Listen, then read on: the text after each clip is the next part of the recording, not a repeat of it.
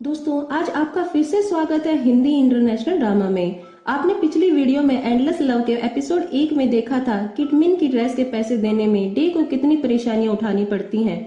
अब मिन घर के बाहर खड़ी होकर सभी लोगों से सुन लेती है कि डे कितनी परेशानियों में है। दोस्तों, अगर आपने एपिसोड 1 नहीं देखा है तो वीडियो के डिस्क्रिप्शन में जाकर लिंक पर क्लिक करके एपिसोड 1 देख सकते हैं।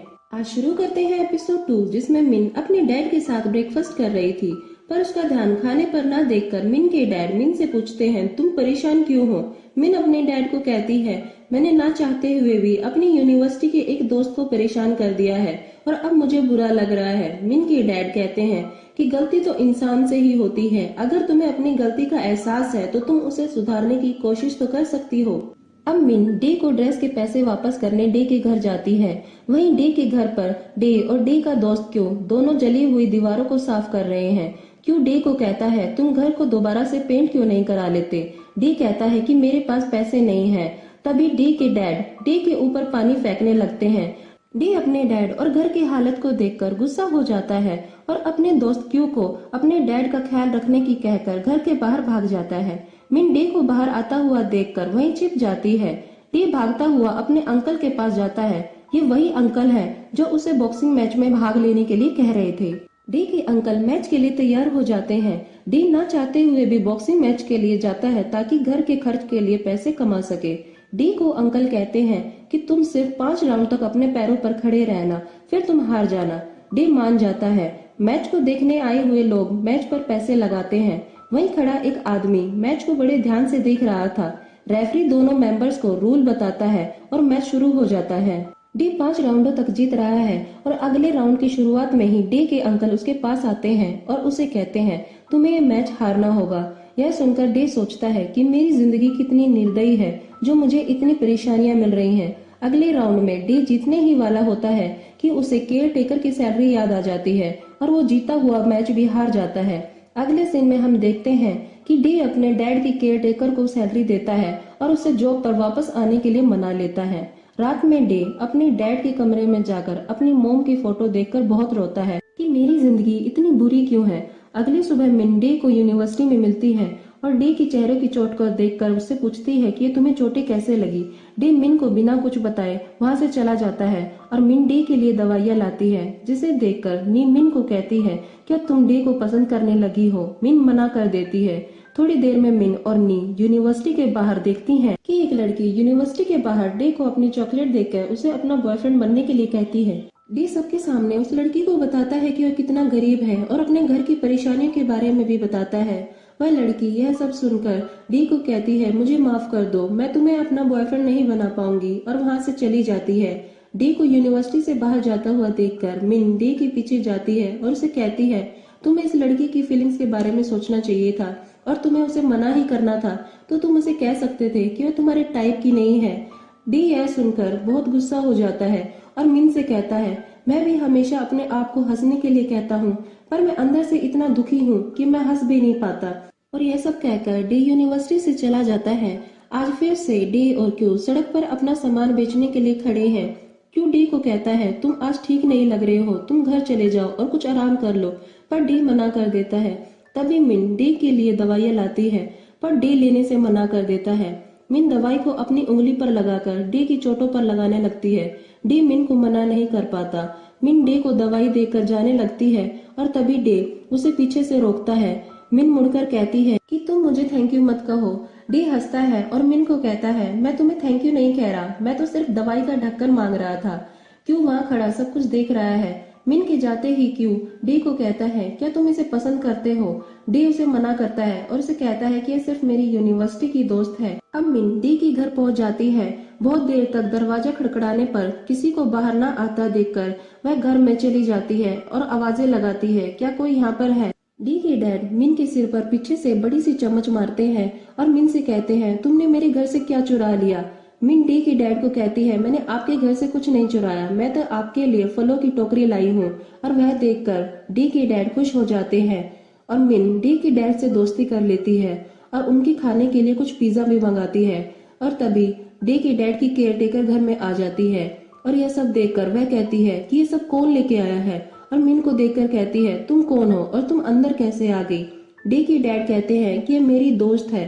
वहीं डे क्यू को मिन की ड्रेस और पैसों के बारे में बताता है, जिसे सुनकर क्यू डे पर गुस्सा हो जाता है और डे को कहता है तुम्हें मिन के कारण इतनी परेशानियां उठानी पड़ी और तुम अब भी उसे अपनी दोस्त कहते हो। डे कहता है कि मेरी परेशानी का कारण मिन नहीं है। डे अब भी मिन को गलत नहीं समझता और दवाइयां देकर मुस्कुराने लगता है। क्यों डे को मुस्कुराता हुआ देखकर उसे कहता है कि तुम मिन को पसंद करने लगे हो। डे मना करता है और कहता है कि मिन सिर्फ उसकी एक दोस्त है। डे को पहली बार किसी को देखकर इतना अच्छा लगा है। दूसरी तरफ मिन डे के डैड की केयरटेकर को सब बताती है। केयरटेकर मिन को कहती है तुम डे को पसंद करती हो क्योंकि तुम जब भी डे का नाम लेती हो तुम मुस्कुराने लगती हो। मिन मना करती है। अगली सुबह डे यूनिवर्सिटी के लिए निकलता है और केयरटेकर पीछे से मिन को बुला लेती है। मिन अपने साथ पेंटर्स को लाती है और घर को पेंट करने के लिए कहकर डे के डैड को अपने साथ खाना खिलाने के लिए बाहर ले जाती है। मॉल में डे के डैड चॉकलेट लेते हुए कहते हैं कि मेरे घर में एक आदमी है जिसे इस तरह की चॉकलेटें पसंद है। तभी मिन याद करती है कि जब वह डे से पहली बार मिली थी तो डे ने उसे दवाइयों के साथ इसी तरह की एक चॉकलेट भी दी थी। डे केयरटेकर को फोन करता है और अपने डैड के बारे में पूछता है। केयरटेकर डे को झूठ बोलती है कि उसके डैड सो रहे हैं। तभी मिन और डे के डैड घर आ जाते हैं। उनकी आवाजें डे फोन पर सुनता है और केयरटेकर से पूछता है क्या घर पर कोई आया है। केयरटेकर कहती है नहीं, घर के बाहर से कोई फल बेचने वाला जा रहा है, उसी की आवाजें तुमने सुनी है। मिन केयरटेकर को कुछ पैसे देकर कहती है कि आप डे को मेरा नाम मत बताना कि मैं यहाँ आती हूँ। डे के डैड मिन को म्यू कहकर खेलने के लिए बोलते हैं। मिन केयरटेकर से कहती है ये मुझे म्यू क्यों कह रहे हैं। केयरटेकर कहती है मुझे नहीं पता, म्यू डे की मोम का नाम है। जब छोटा सा था तभी उसकी माँ मर चुकी है। मिन अपने घर जाकर अपनी मोम की फोटो को देखकर बहुत रोती है और अपने मन में डे से पूछती है क्या डे तुम भी अपनी माँ को मेरी तरह याद करते हो। डे अपने घर पहुंचता है और दीवारें देखकर केयरटेकर से पूछता है ये दीवारें किसने ठीक करवाई हैं। केयरटेकर झूठ कहती है कि मेरी दोस्त ने तुम्हारी ये दीवारें देखी और उसने ठीक करा दी। डे कहता है कि आप अपनी दोस्त को मेरी तरफ से थैंक यू कह देना।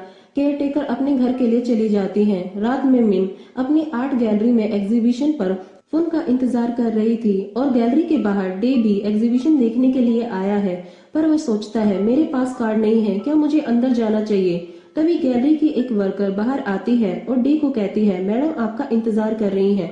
दरअसल वर्कर डे को फुन समझ रही है और उसे अंदर लेकर जाती है।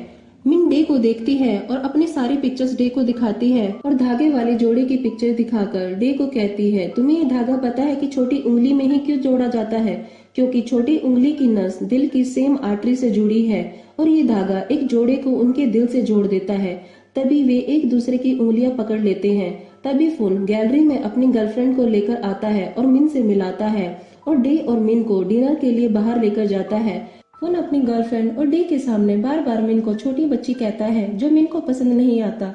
फुन मिन से पूछता है क्या डे तुम्हारा बॉयफ्रेंड है। मिन मना कर देती है पर डे कहता है हाँ मैं मिन का बॉयफ्रेंड हूँ और तुम अपने हाथ मिन के कंधों से हटा लो, क्योंकि डे को पता है कि मिन को फुन की गर्लफ्रेंड के साथ बैठना अच्छा नहीं लग रहा। फुन कहता है मिन तुम्हारा बॉयफ्रेंड तो तुम्हारे लिए बहुत परेशान हो गया, जिसे सुनकर मिन को गुस्सा आ जाता है और वहाँ से उठकर चली जाती है। डे भी मिन के पीछे चला जाता है। बाहर मिन डे पर गुस्सा हो जाती है।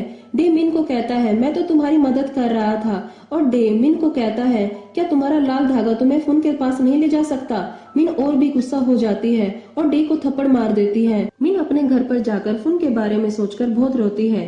डे के घर पर डे के डैड मिन की ड्रेस के फटे हुए हिस्से से खेल रहे होते हैं, लेकिन डे उनसे वह कपड़ा लेकर अपने पास रख लेता है। आज मिन फिर से डे के घर जाती है और तभी डे मिन की आर्ट गैलरी के बाहर खड़ा होता है।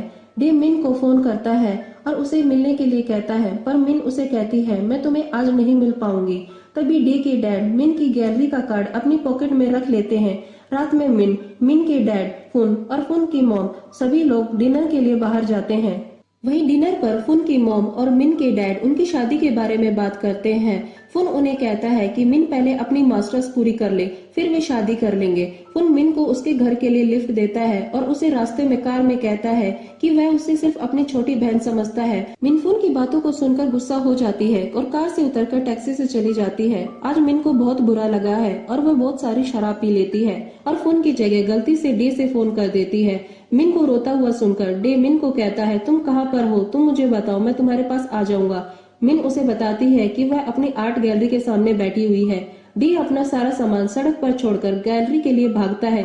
ये पहली बार है जब डे अपने डैड के अलावा किसी के लिए इतना परेशान हुआ है। तो दोस्तों आज के लिए सिर्फ इतना ही, आगे मिलते हैं एपिसोड 3 में। अगर आपको आज की वीडियो पसंद आई है तो लाइक और सब्सक्राइब जरूर कीजिए।